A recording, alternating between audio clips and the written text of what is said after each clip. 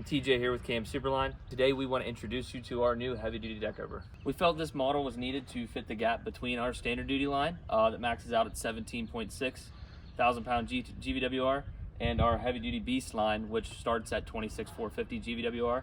This model is available in both bumper pull and gooseneck, 22.5K GVWR up to 25.9K GVWR. Also 25 to 30 foot lengths.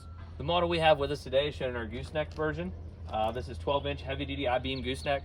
Also comes with a standard bolt-in steel lockable toolbox and dual 12K jacks on this gooseneck model. Our bumper pull model comes with a single 12K jack, but you can upgrade to dual 12K jacks, and then you can also upgrade either one of them to have a 2-speed jack setup. Other standard features on this trailer include pressure-treated pine decking, LED lighting the whole way around with sealed wiring harness, a slip-resistant deck access step on either side, as well as D-rings and stake pocket rub rail throughout the entire length of the trailer for more tie-down points. Also on this trailer, we have 10,000-pound Dexter oil path axles, as well as standard mud flaps. This trailer also comes standard with a 5-foot self-cleaning Beavertail with the ramps to match.